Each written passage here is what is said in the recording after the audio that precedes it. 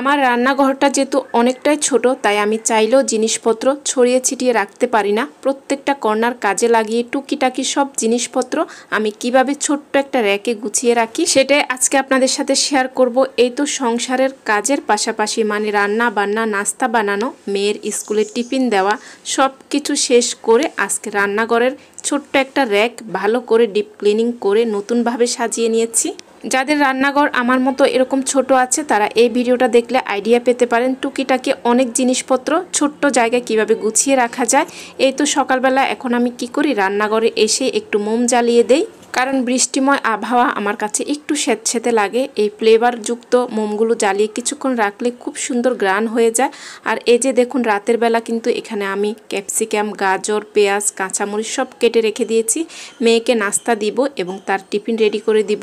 আর রাতের বেলা কিন্তু সেদ্ধ আটার রুটি বানিয়েও নর্মাল ফ্রিজে রেখে দিয়েছি।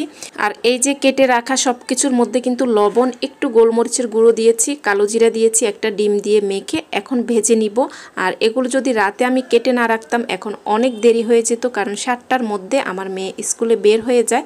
ভাজিটা আমি ওই চুলায় করে নিচ্ছি আর এই চুলায় রুটিগুলো সেঁকে নিচ্ছি।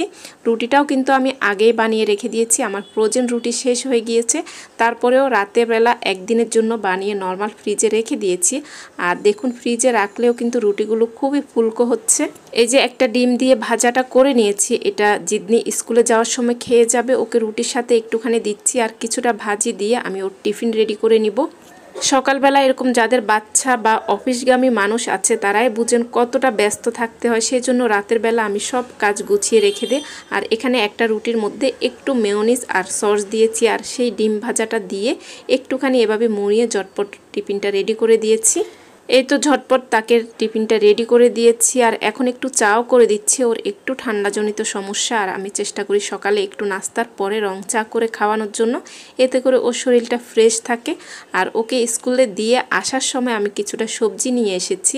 এখন আমরা নাস্তা করে রান্নার প্রিপারেশান নিচ্ছি। সকালে নাস্তার পরপরে রান্নাটা সেরে ফেলছি, কারণ রান্নাঘরের একটা র্যাক আজকে পরিষ্কার করব। এই তো এখানে বেগুন নিয়ে এসেছি, লাউ নিয়ে এসেছি, বেগুন কেটে নিচ্ছি রান্না করার জন্য, লাউটাও রান্না করে ফেলবো।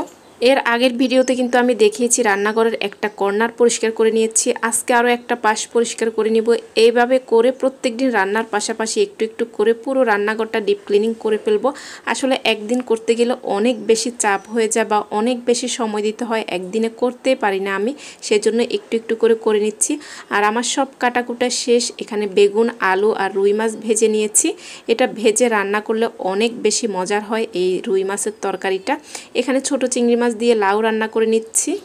আমার ইনবক্স এবং ভিডিওর কমেন্টে অনেক আপু ভাইয়ারাই জানতে চাচ্ছেন আমার পরিবার নোয়াখালীতে কেমন আছে। আসলে আলহামদুলিল্লাহ সবাই ভালো আছে, তবে সবার ঘরে তো পানি ওই দিক দিয়ে একেবারে ভালো নেই। কেউ বাসায় আছে, কেউ বা বাসায় থাকতে পারছে না, তবে ওনারা নিরাপদে আছে। একটাই চিন্তা, কবে পানি শুকাবে, কবে নিজ গৃহে ফিরে যাবে। সবাই অনেক বেশি বেশি দোয়া করছেন, সবাইকে অসংখ্য ধন্যবাদ এবং ভালোবাসা। যারাই বন্যা কবলিত এলাকায় আছেন সবার জন্য আমরা মন থেকে দোয়া করি, আল্লাহ যেন এই বিপর্যয় সহজে কাটিয়ে দেন। এই তো কথা বলতে বলতে কিন্তু রুই মাছ আর বেগুন ভেজে মাখা মাখা ঝোল করে রান্নাটা করে নিয়েছি। এই দিক দিয়ে লাউ রান্নাটা হয়ে গিয়েছে। এখন কিছুটা বাগার দিয়ে দিচ্ছি, তার আগে কাঁচামরিচ ধনিয়া পাতা কিন্তু দিয়েছি। এই তো আমার দুটো রান্না শেষ। আর এখন একেবারে টেনশন ফ্রি হয়ে আমি বাড়তি কাজ করব, মানে রান্নাঘরের এই র্যাকটা ক্লিন করব। র্যাক থেকে সব কিছু নামিয়ে নিচ্ছি। আর এই র্যাকের অবস্থা কিন্তু খুবই খারাপ, বেশ কিছুদিন থেকে আমি এগুলো একেবারেই করছি না। আসলে কিছুদিন পর পর এভাবে ক্লিন না করলে কিন্তু ময়লা হয়ে যায়।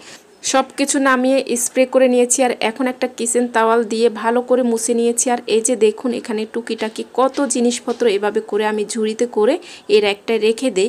এই ঝুড়িগুলোয় অনেকে জিজ্ঞেস করেন কি আছে, এখানে আমার কেকের সব জিনিসপত্র এভাবে করে ঝুড়িতে ভরে আমি রেখে দেই। এতে করে অল্প জায়গায় অনেক জিনিসপত্র রাখা যায়। অনেক আপুরাই থাই গ্লাসের আমার রান্নাঘরের এর একটা সম্পর্কে জিজ্ঞেস করেন কোথায় থেকে নিয়েছি, দাম কত। এটার দাম আসলে আমার জানা নেই। এখানে মাপ দিয়ে মানে জায়গার মাপ দিয়ে আমার হাজব্যান্ড থাই যেখানে বানানো হয়, মানে থাই গ্লাসের কাজ যেখানে করা হয় ওখানে অর্ডার দিয়ে বানিয়ে নিয়েছে অনেক আগেই। আর দেখুন ছোট্ট এই র্যাকটায় অনেক জিনিস কিন্তু রাখা যায়, সব কিছু বের করলে বোঝা যায় যে এই র্যাকে কত কিছু আছে। আর উপরের এই সাইডটা আমি চেষ্টা করি একটু সুন্দরভাবে গুছিয়ে রাখার জন্য। আর এই তো উপরে কিছু জিনিস দিয়ে এখন সাজিয়ে নিচ্ছি। সাজানো এবং প্রয়োজন দুটো দিক খেয়াল রেখেই আমি গুছিয়ে নিচ্ছি। এখানে আমার কিচেন টিস্যুর হোল্ডারটা আছে, আর গাছ না দিলে তো আমার ভালো লাগে না, তাই ছোট্ট একটা গাছ দিয়েছি। আর এবার একটু রান্নাঘরে লাইটিং করে নিচ্ছি। তবে রাতের বেলা বেশি ভালো লাগবে, আমি একটুখানি লাইট অফ করে আপনাদেরকে দেখাচ্ছি কত ভালো লাগছিল। আর এই যে দেখুন পুরো র্যাকটা গোছানোর পরে ডিপ ক্লিনিং করার পরে কত ভালো লাগছিল। রান্নাঘরে আমি চেষ্টা করি সবসময় কাঁচের জার বয়ম ব্যবহার করার জন্য, এতে করে একটু ক্লিন করলে কিন্তু অনেক চকচকে হয়ে যায়। এই র্যাকটা টোটাল 5টা র্যাক আছে, উপরেরটা একটু লম্বা বয়ম রাখা যায়, মানে মাপ দিয়ে আমি অর্ডার দিয়ে এভাবে বানিয়ে নিয়েছি, সেজন্য আমার সব কিছুতে সুবিধা হয়। যাই হোক, এটা ছিল সন্ধ্যার পরে, একটু বৃষ্টিময় আবহাওয়া ছিল, সেজন্য ভাবলাম একটু পপকর্ন ভেজে নেই। সয়াবিন তেলের মধ্যে কিছুটা লবণ আর মরিচের গুঁড়া দিয়ে ভেজে নিয়েছি। এখন ঢাকনা দিয়ে রেখে দিয়েছি, চুলার আঁচটা মিডিয়াম রেখে। আর সবগুলো কিন্তু ফুটছে, শব্দ শুনেই হয়তো আপনারা বুঝতে পারছেন। আজকে পপকর্ন খেতে খেতে বিদায় নিচ্ছি। সবাই ভালো থাকবেন। আল্লাহ হাফেজ। আসসালামু আলাইকুম।